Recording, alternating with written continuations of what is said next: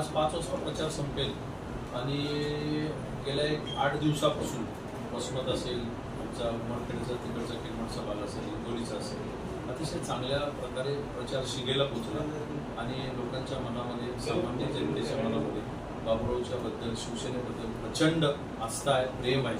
त्यामुळे बाबूरावचा विजय हा नक्की होईल असं मला वाटतं. आमदार नगोरेंनी आज जोरदार भाषण केले, पण सोशल मीडियावर, प्रसारमाध्यमावरती प्रतिक्रिया द्यायला पाहायला मिळत नाही. असं काय म्हणता येणार नाही. आज त्यांनी आवाहन केले की त्याच्या अगोदर तुम्ही घड्याळाला मतदान करा. आज तुम्हाला आता उद्या 26 तारखेला धनुष्यबाणाला मतदान करायचं. आणखी काय सांगायला पाहिजे? त्यांचे कार्यक्रम होत आहेत. सर्कलने त्यांनी उमेदवाराला फिरवलं. काल मी त्यांच्या ऑफिसमध्ये बसलो होतो. कार्यकर्त्यांना त्यांनी सूचना दिल्या किंवा आपल्याला जोरात काम करायला लागेल, आपल्याला या ठिकाणी लीड घ्यायला लागेल, आपल्या नेत्यांना दाखवून द्यायला लागेल की इतर राष्ट्रवादी जोरात कामाला लागेल. अजित पवार या सभेला पाहायला मिळालं नाही, काय कारण? अजित पवारांची दुसऱ्या ठिकाणी सभा होती आणि असं ठरलं की बाबा शिंदे साहेब एका सभेला, अजितदादा दुसऱ्या सभेला आणि देवेंद्र फडणवीस तिसऱ्या सभेला. कारण प्रचार 5 वाजता संपणार आहे, सर्व मॅच झालं पाहिजे.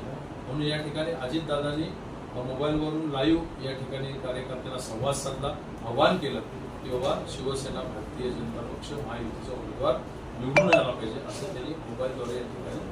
आजची सभा झाली, बाबूराव कदम यांना किती लीड मिळेल काय वाटतं? मला तर वाटतं लाखाच्या वर लीड बाबूरावजीला 100% मिळेल. कारण हे अटीतटीची लढत होणार आहे आणि मला माझ्या मनामध्ये खात्री आहे की नागेश पाटील परत एकदा 3rd नंबरला जाणार आहे आणि वंचित आणि धनुष्यबाण शिवसेनेची फाईट होणार. दोन्ही सभा एकाच दिवशी ठेवल्या, काय कारण काय असतं? आम्हाला काय नाही, आम्ही तर ठरवली होती. तर ते त्या लोकांनी उभाटावाल्याने ठरवली, योगायोग असेल काय. जनतेला काय आव्हान असणार आहे शेवटचं? माझं सर्व हिंगोली लोकसभेतील सर्व मतदार बंधू भगिनींना, जनतेला माझं एक नम्र निवेदन आणि आव्हान आहे आपल्याद्वारे की आपण शेतकरी पुत्र असलेले, सामान्य कुटुंबातले आणि आदरणीय बाळासाहेबांचा वारसा शिंदे साहेबांनी पुढे नेत असताना सामान्य कुटुंबातल्या माणसाला लोकसभेची जबाबदारी दिली, लोकसभेचे तिकीट दिले आणि ते पूर्णपणे ताकदीने प्रयत्न करून ते निवडून आणण्यासाठी माझं सर्व जनतेला आव्हान आहे.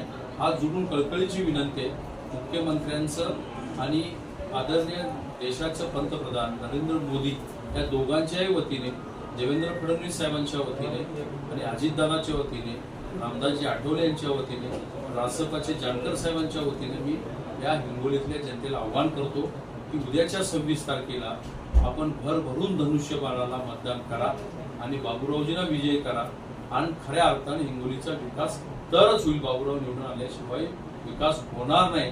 कारण सत्तेतला खासदार असेल तरच आपल्यातला जिल्ह्याचा किंवा आपल्या लोकसभेचा विकास होईल. एकंदरीत 3 अपक्ष उमेदवार होते, दोघांनी अर्ज मागे घेतला. त्यानंतर तुम्ही मुलाखत दिली होती की शिवाजी जाधव पण अर्ज मागे घेतात, पाठिंबा देतात.